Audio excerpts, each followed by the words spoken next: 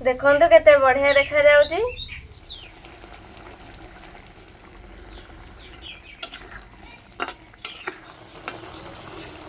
Hi friends, जीना lifestyle को आपण को स्वागत। तो देखंतु ये हूँ कलरा गछ। ये कलरा गछ देखंतु बहुत सारा कलरा फली। ये देखंतु बहुत सारा कलरा फली। आपण मैंने तो कलर बहुत रेसिपी बनई किंतु आम आज कलर गोटे बढ़िया नुआ यूनिक रेसिपी बनइबा। वीडियो लास्ट पर्यटन कंटिन्यू करंतु। कंटिन्यू कले जानीपर आम आज कलर कौन नुआ यूनिक रेसिपी बनाऊे केमती बनाऊे। चैनल ना सब्सक्राइब करेंगे, वीडियो भल लगे लाइक करेंगे, बहुत मात्रा शेयर करेंगे। एबे चलतु कलर तोलिबा।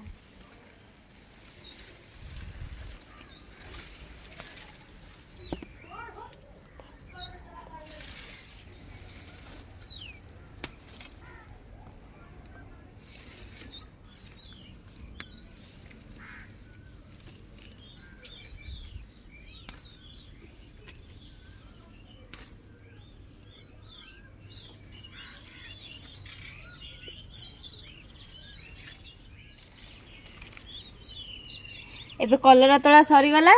एबे चलतु रेसिपी स्टार्ट करिबा। एबे कलरा काटिबा।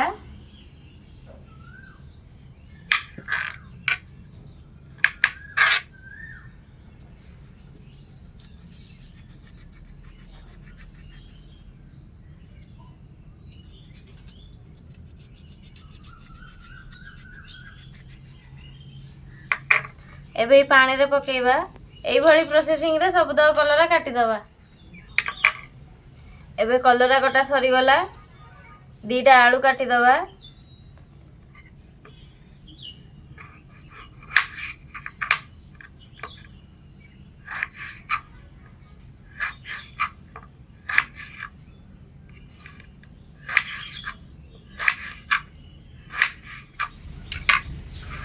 आलू को भी पानी रे पकेइबा।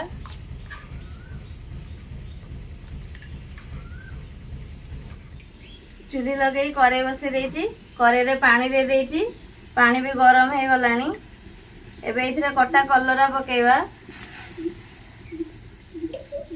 कलरा सिझिबा को 5-10 मिनिट छाड़ी दबा। 5-10 मिनिट हो गलानी। कलरा सिझी गलानी। एबे प्लेट को काढ़ी दबा।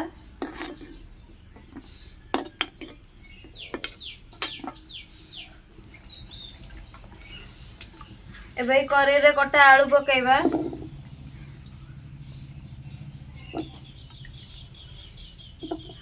सोरिष तेल पकेइबा। आलू को पूरा भलसे भाजी दबा। आलू भाजी हो गलानी। एबे काढ़ी दबा।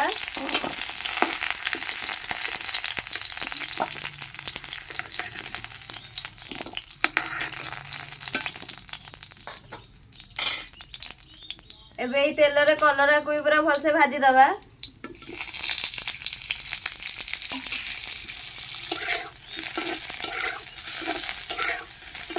कलरा पूरा भलसे भाजी हो गलानी।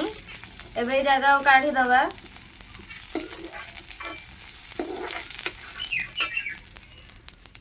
मसाला पाई गोटे पियाज काटी देछि, गोटे टमाटो काटी देछि, अल्प धनिया पत्र नेछि, अल्प रसुण चोपा छड़ेकी नेछि, खंडे अदा चोपा छड़े काटी देछि। एबे ग्राइंडिंग जार रे दे दबा।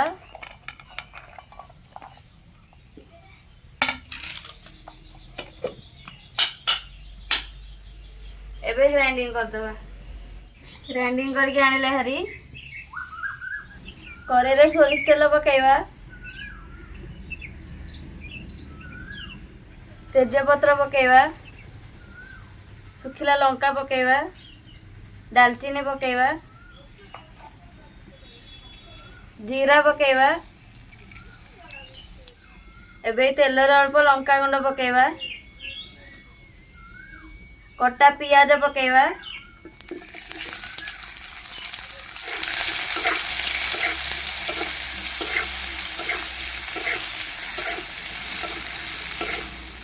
पियाज पाची पाची गलानी। एबे इथरे बटा मसला पकेइबा।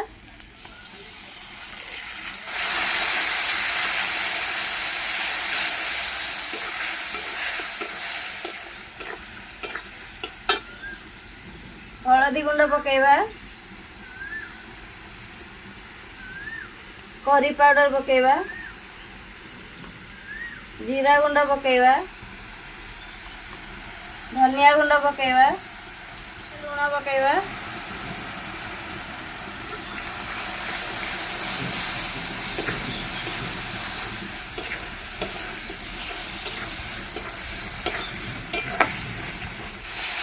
मसाला कषि हो गलानी। एबे इथरे भजा आलू पकेଇବା,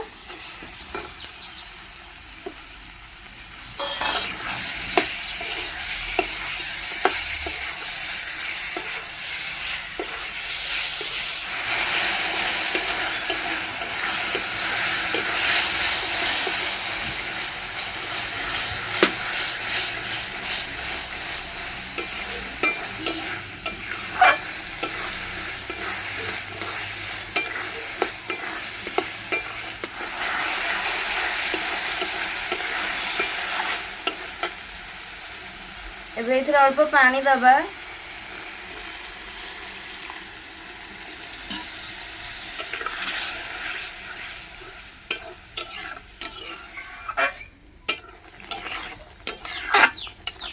एबे इथरे भजा कलरा पकेଇବା,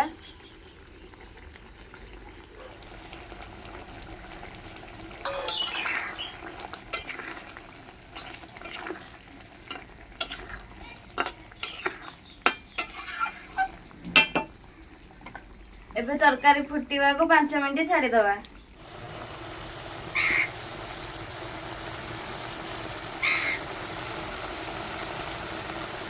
पांच मिनिट हो गलानी, तरकारी फुटी गलानी।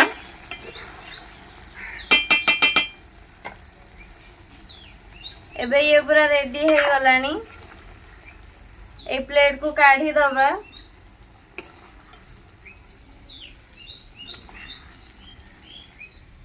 देखंतु केते बढ़िया देखा जाउची। एबे पूरा रेडी हो गला गोटा कलरा मसला। आपण माने तो कलरा रे बहुत रेसिपी बनाई थिबे, किंतु एमती थरे बनाई की ट्राई करंतु। याको आपण माने भात सहित खाई परबे, रुटी सहित भी खाई परबे। रेसिपी टी केमती कोन लागिला कमेंट माध्यम रे निश्चय जणाइबे। एमिति नोना रेसिपी देखिया पई चैनल को जल्दी सब्सक्राइब कर दियंतु। रहली जय जगन्नाथ।